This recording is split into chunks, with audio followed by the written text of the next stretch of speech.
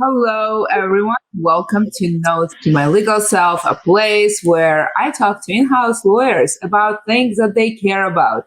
And it turns out that in house lawyers care about a lot of things. They care about substantive things like substantive law, such as privacy, or how to be a product counsel. They care quite deeply about career and opportunities to grow. And then, of course, they're also human first and they care about their community and have hobbies. All of those things we discuss on Notes to My Legal Self in an effort to show the human side of law, specifically in-house practitioners. I am Olga Mack. I've been leading this conversation for quite a while now. I'm a former in-house lawyer, the former general counsel, and it's super exciting to have this conversation with you. If you have nominations of who can contribute to a richer conversation with me, someone we can all collectively learn from, let me know. I would love to invite folks who are in-house practitioners all over the world, who are being themselves and showing up and doing things they love and care about and willing to share parts of their journey with us. Today we have that person with us. Welcome, Louis, to the show. Please introduce yourself. Hello, Olga. So my name is Sanchez de Lozada. I am a Director Legal Counsel at Unigestion UK. I'm based in London. Right now, I am in London. I have the opportunity to work in different banks and asset managers in France and even in Bolivia, the country where I was born. You have a fascinating journey, the variety of experiences all over the world. It sounds like you made a fascinating journey from Bolivia to UK, and there sounds like there have been other stops along the way. So let's talk about how did you get to where you are today? Yeah, so I started my career in a Bolivian bank that is well-known, that is called Visa Bank. And at that time, a long time ago, it was the very beginning of the stock exchange in Bolivia, and the first asset managers were at the very beginning. And at that time, I really got this idea that I really wanted to work as a lawyer with corporate matters and then with finance. So at one moment I had the opportunity to go to study in Toulouse and then in Paris. And in Paris, I did a PhD using comparative law, comparing all types of fiduciary funds, investment companies in the world. And that was published in 2012. It's a book published in 2012. And it could show really that I was absolutely passionate about investment funds and in general, corporate law that since ever has been my real my best choice in the general matters of law. Wow, what a journey from Bolivia to Paris to UK. That is quite a journey, and yes, a book along the way. Congratulations on this wonderful journey and all the achievements along the way. Before to being in-house lawyer where you are today, where else did you work after you completed your work on your book in Paris? So I work in different banks like Odo BHF in France, in Paris. And before I was working in a very small boutique that was doing mainly ESG investments. SRI, impact investment, that is called Fee Trust, also in Paris. And then I had many other jobs, but the ones I really liked was, for example, even before the Visa Bank in Bolivia, I had the opportunity to work with a company that is called Protexa. That is a Mexican company, and we were building a pipeline from my city, Cochabamba in Bolivia, to Sao Paulo to bring the gas in from my city to Brazil. Wow. Yeah. It was an excellent experience, and I had a wonderful time, and I was learning a lot. It was just after my admission to the bar in Bolivia, and I also had the opportunity to be admitted as a lawyer in France as well, in Paris. Yeah. Wow, what a fascinating journey.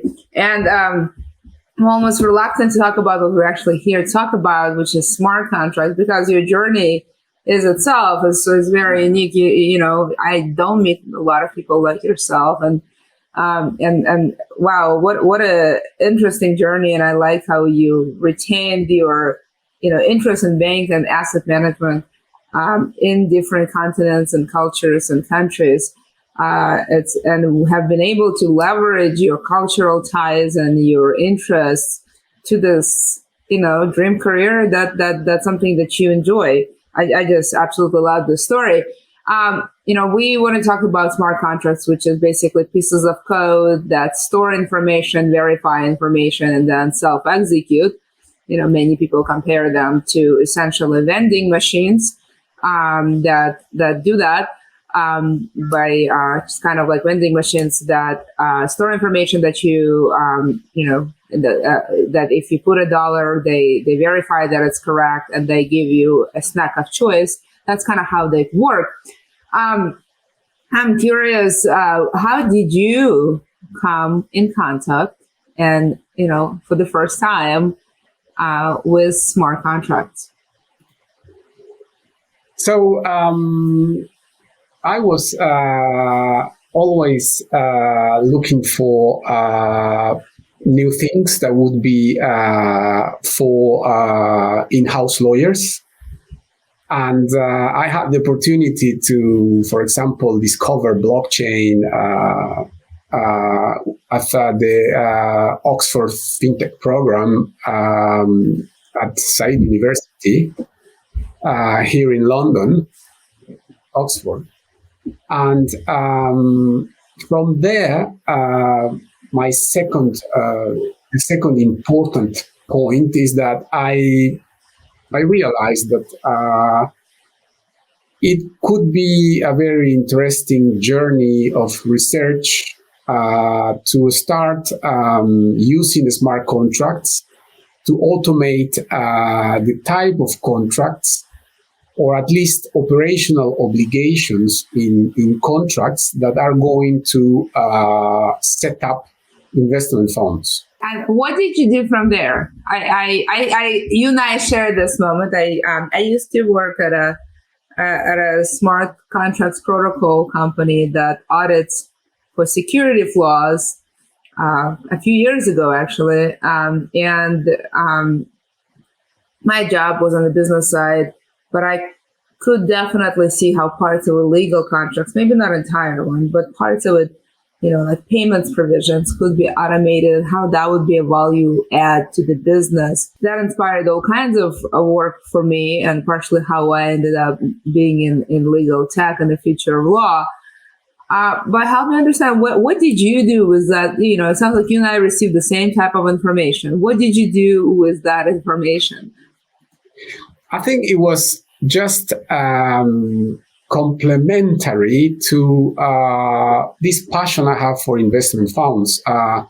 During my PhD research, I had already the opportunity really to try to get to the substance of investment funds in comparative law trying to understand how they work all around the world and what are the main characteristics of these investment funds. Trusts, domestic trusts like the French fiducia or fideicomisos in Latin America, and the difference of fideicomiso in Argentina and Panama.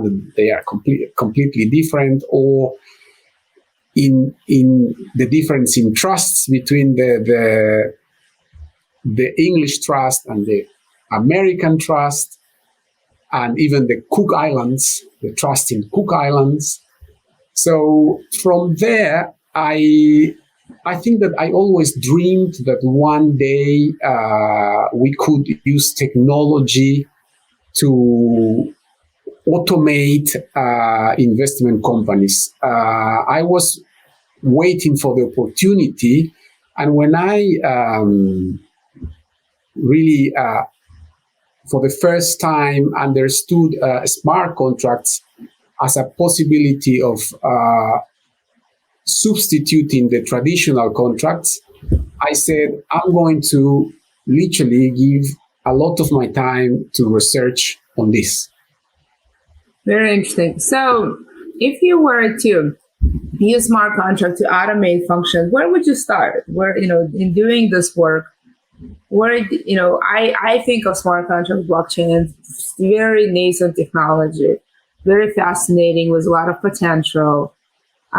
Personally, I probably would be very reluctant to introduce it as a house lawyer in my business, but maybe I'm wrong. So where would you start, and how would you go about it?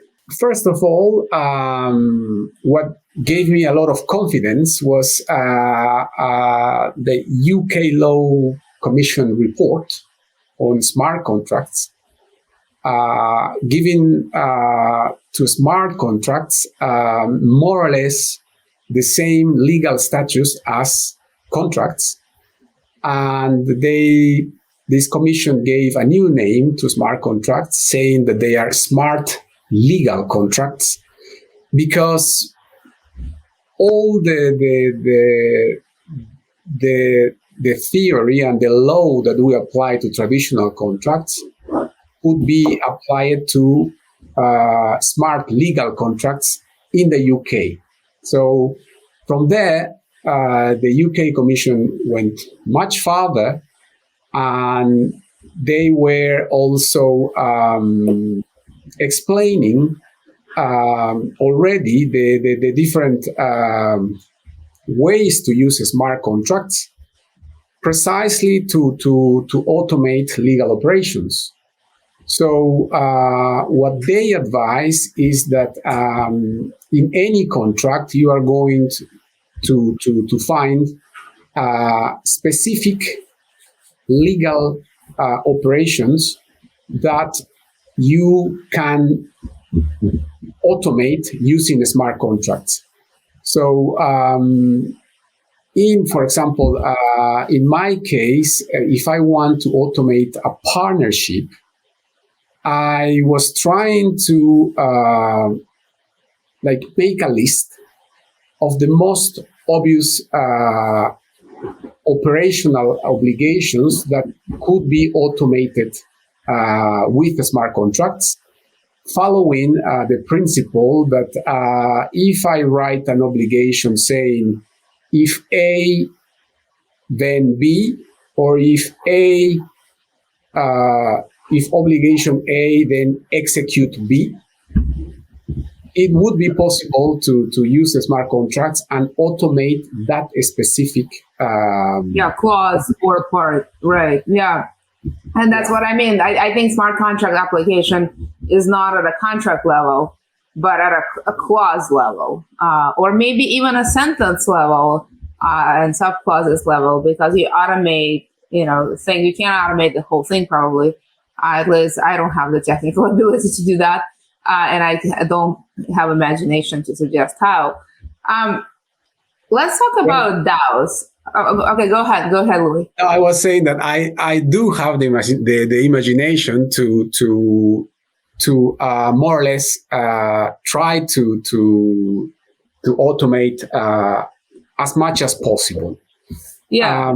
The UK Law Commission gives these three possibilities for contracts right now, but in the future as well. The first one is traditional contract, a traditional contract in human language with the execution of the obligations in code. Or you can go further and do a hybrid contract that is going to be half in human language and the other half in code. And they also go even further and they say that it can be one day a contract can be in pure code. I've seen people around the world that is not that I didn't verify myself, but they were telling me, for example, that they are very close to automate an entire shareholder agreement. And then we have the example precisely that you were going to. It's DAOs. Yeah. No, that DAOs do come close. So well, as we're talking about DAOs, why don't you tell us? Why don't you define DAOs, and maybe talk about different types of DAOs under the Wyoming law? Yeah. So as a lawyer, I had to choose the law that was available to define what a DAO is. And it is very difficult to find a law that would define a DAO today. But I think that the first one and then the best one is in Wyoming. And they were very practical, simply a decentralized autonomous organization is in reality an LLC, first of all. So there we know already how more or less an LLC is going to be. But the difference is that in Wyoming, that LLC can be member managed, which means that members, they will use the distributed governance the blockchain gives to collectively manage the company. And this is why we say that they are decentralized and they are autonomous, but in reality they are LLCs. And during my research, and it's on my newsletters on LinkedIn, I realized that Wyoming also in the same LLC law gives you the possibility to have a manager managed LLC, which is different to member managed LLCs. So what I said is that today, in a very practical way, what I need as an asset manager is just to have the possibility to constitute, to set up funds that will be manager managed. And in Wyoming, it is possible. It is allowed. It is in the law. And there is a third possibility in Wyoming that they recognize clearly, is that a DAO can also be managed 100% algorithmically by smart contracts. So it is in the law. Yeah. Well, DAOs do have their sort of unique governance issues that come with it. So that makes them really interesting vehicles. Let's talk about the differences of, what is the difference between the DAO and the smart investment fund? How do you kind of draw the difference? A DAO is going to be managed by their members with exactly the problems of governance that you were just mentioning.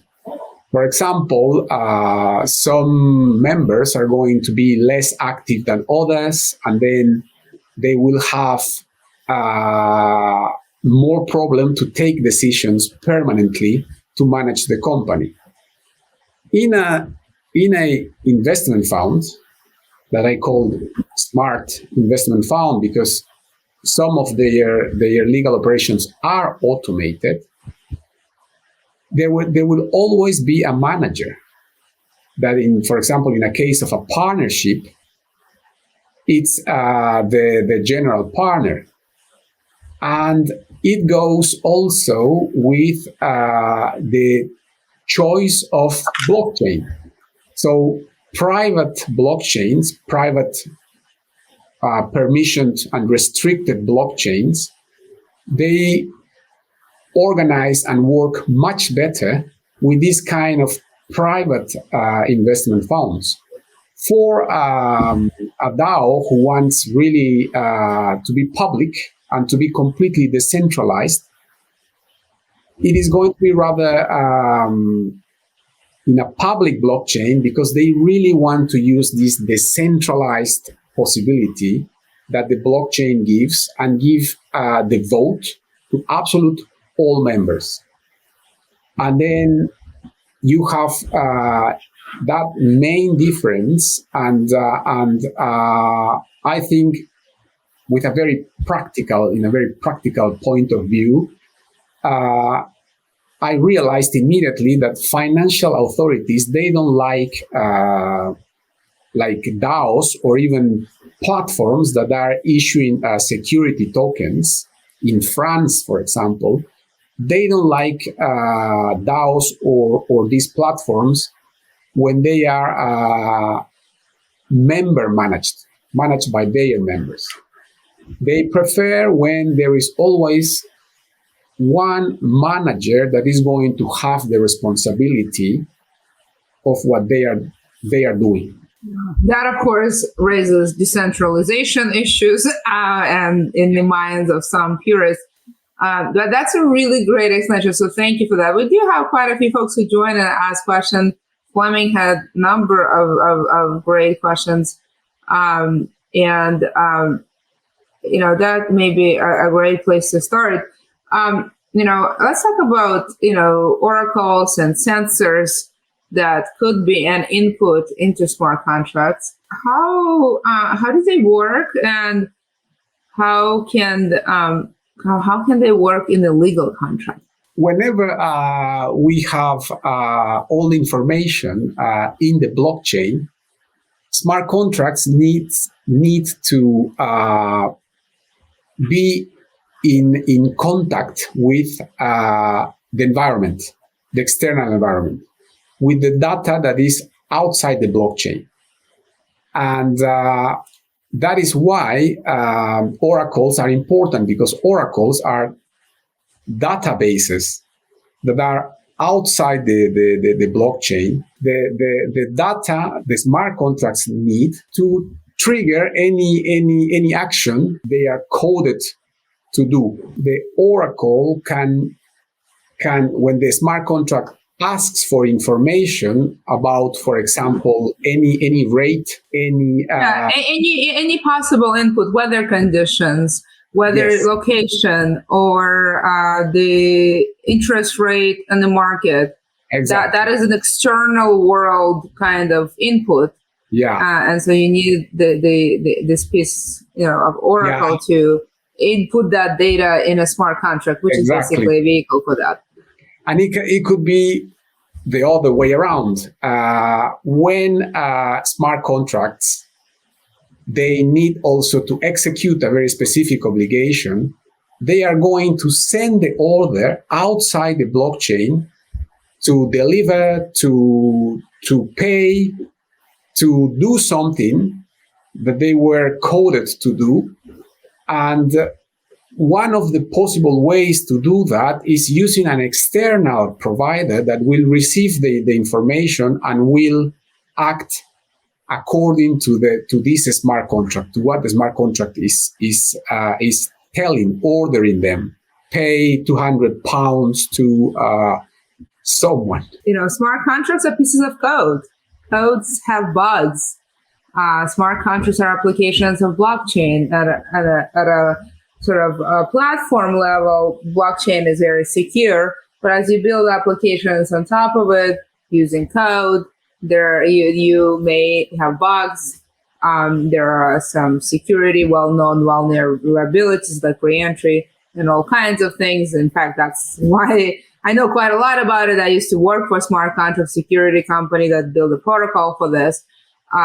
So that, of course, may, as we discussed, there are pieces of code that store, verify, and self-execute the code. But, if the code is faulty, if it has a bug or it has security vulnerability, you may end up automating some outcome that is not desirable. And hence, we see quite a lot of arguments about code is law, which I find a little ironic because code and law, is an interesting term. Historically, this is Mr. Lessig's term that means nothing like what coders mean today when they talk about smart contracts. It means that institutions that we build are essentially, by their virtue, creating law. Yeah. The way we use this term here is very different. And I want to draw this because for those of us who are lawyers, that's actually a significant difference. What we're talking about is more of an issue of equity, meaning if somehow we made a mistake in the smart contract and itself execute to a bad, undesirable outcome that was not intended, and it's automated, what do we do then? In law, there is sort of a lot of equity rules where the judge can override the contract, maybe through some form of litigation or dispute resolution. But in smart contracts, because remember, it's a piece of code that stores, verifies, and self-execute. Once the self-execution is done, what do you do then? And so this code and law, and I'm going to put in quotation because it's not an original meaning, is the argument that people use that you're basically to say you're stuck with it. For those of us who are lawyers, that's like very unsatisfying thing to say. And here, Louis, what are your thoughts on this? Code or vulnerabilities or just sheer mistakes that lead to unintended consequences, albeit automated and hard-coded. What do you do then? Yeah, no, I totally agree. It is a big subject, but at the same time,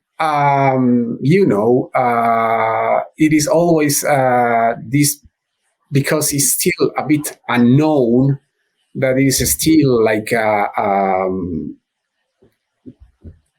think that with the time we will try to understand better three main things.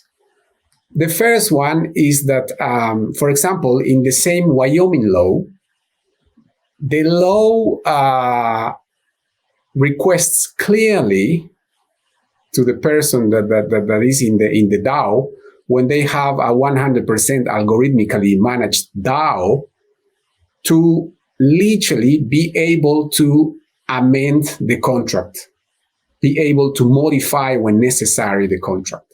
If the contract is not working well, you have to be ready to act, to change. And I think it's more or less the same in traditional contracts. You always have addendums and conditions change, and then you need a new appendix. So it is more or less the same. The second point that is more institutional for a very traditional asset manager, or for our colleagues that are really very traditional, is that, for example, the CSSF, that is the financial authority in Luxembourg, they published a white paper on blockchain and smart contracts. and all the possible applications of blockchain and smart contracts, specifically to regulated activities, so wealth management. And they give you clearly the conditions to have the possibility to be accepted by the authorities. So, for example, they tell you, okay, before putting any kind of smart contract live, you will have to do a proper and deep audit, not only from your own company, but also from them.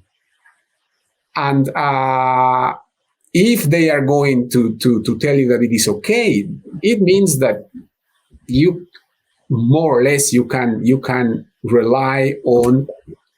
It's like an authorization of a financial authority. That is what I would say as a third point.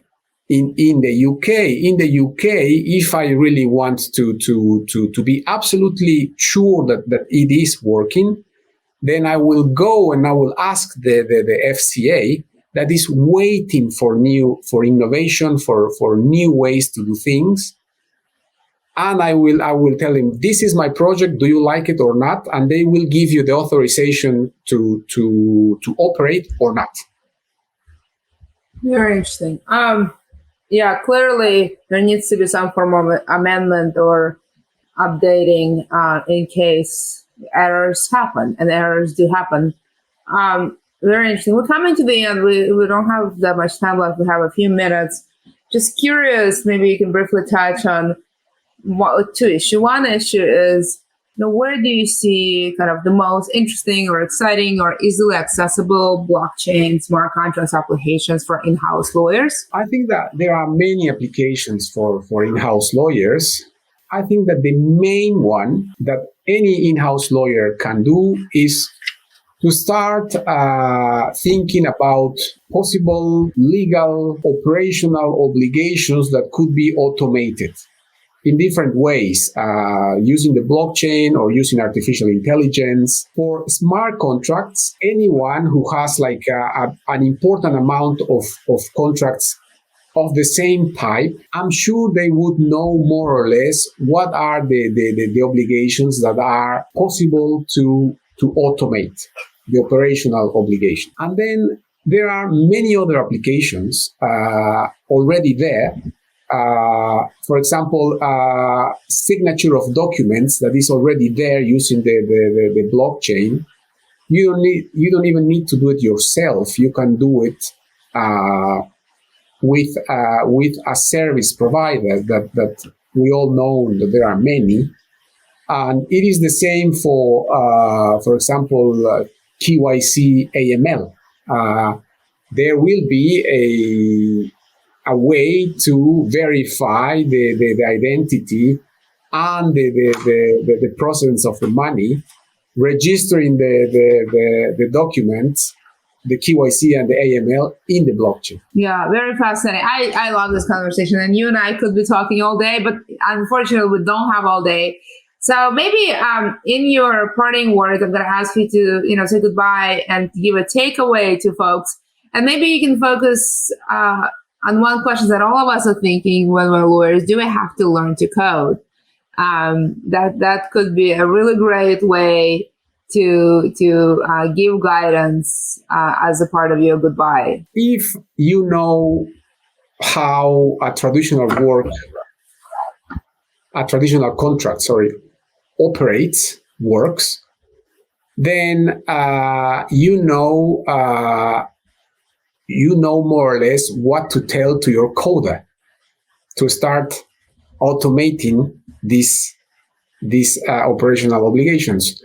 I tell him if someone sends money to invest, I will give back tokens in debt and in equity that is going to be his interest in the fund. But once your coder starts coding, at least you should be able to understand more or less what he's doing.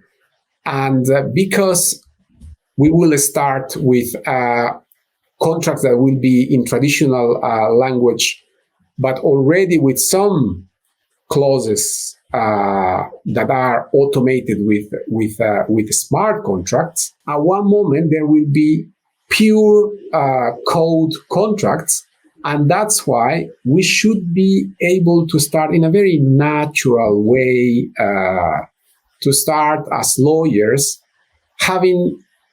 taking a look at this new language, the language of the computer. It's a very fascinating field. I do think it has a lot of opportunities.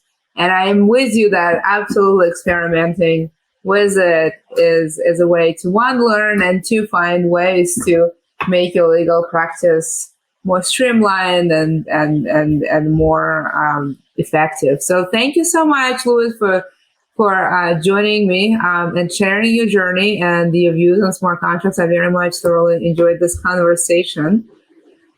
And thank you. Very good. And thank you, everyone, for joining. I hope, one, you have a slightly better understanding of smart contracts and DAOs.